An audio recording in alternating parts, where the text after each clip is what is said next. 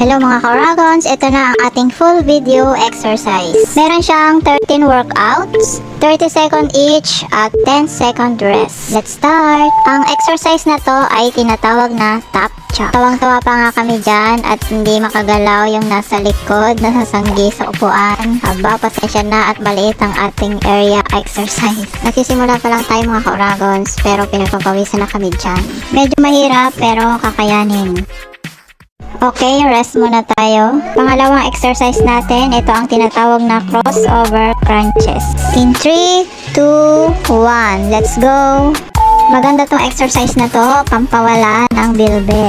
Kaya kung ikaw ay bilbilin, tara, exercise na tayo. Sabayan nyo kami para sabay-sabay tayong pagpapawisan. Ano, kaya pa? Pangalawang exercise pa lang tayo, marami pa tayong gagawin. Okay, pahinga muna tayo uli ng 10 second. Pangatlong exercise, ito ang tinatawag na standing toe touches. Ano, medyo madali lang na. Okay, tara, simulan natin. Dito sa part na to, medyo sabay-sabay na kami. Nakukuha na namin yung step. Ano, pinagpapawisan na ba kayo? Kami kasi, oo, pawis na dyan.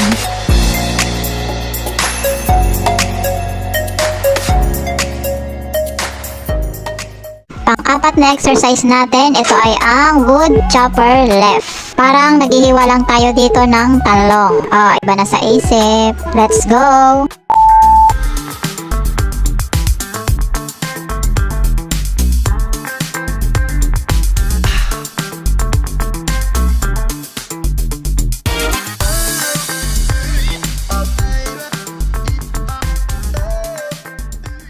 Oh, nasa pang-5 na tayo. Ito ay ang wood chopper right. Kanina left, ngayon right naman ha. Oh, diba? Carry. Let's go!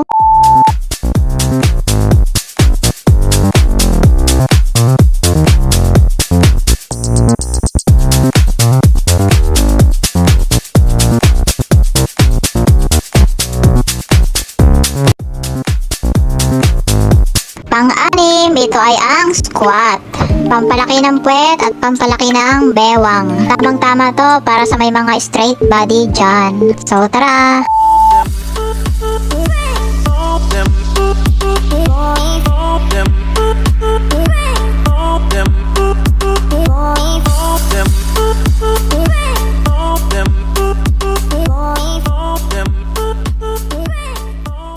Pang 7 exercise, ito ang double chops knee full. Madali lang, para ka lang may sinisipa. Sinisipang marites, charot.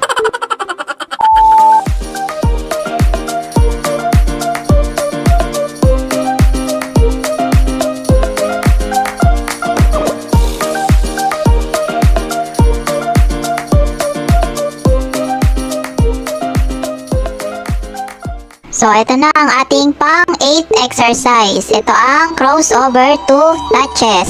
Madali lang din to, para ka lang nagtatanim ng palay. Tara!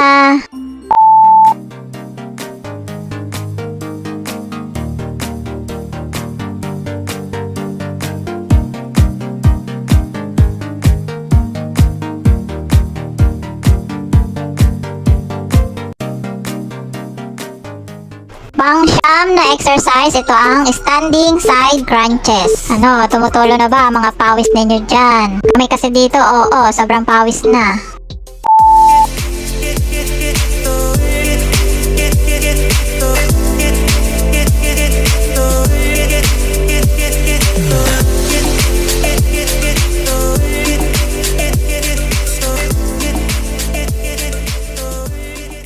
Oh, nasa pang 10 na tayo. Ito ay ang knee lift. Malapit na tayo matapos, kaya sabayan nyo kami. Walang iwanan hanggang sa dulo. Kaya ba mga ka-Oragons?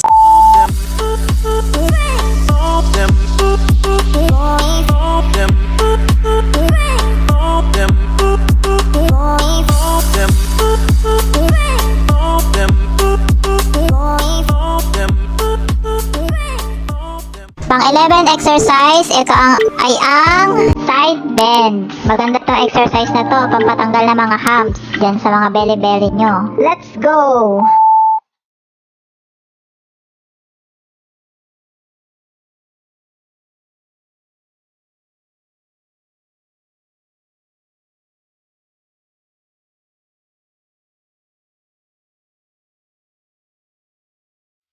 second to the last exercise, ito ay ang outer thigh raise left. Nakakatulong din to pampatibay ng tuhod.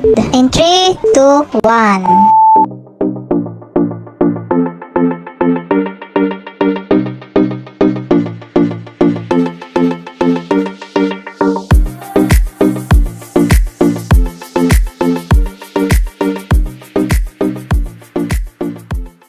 Ang panghuli, ito ay ang outer thigh raise right. Nasa right naman tayo. Malapit na tayong matapos. Pawisa na ba kayo mga ka-Oragons? So let's go!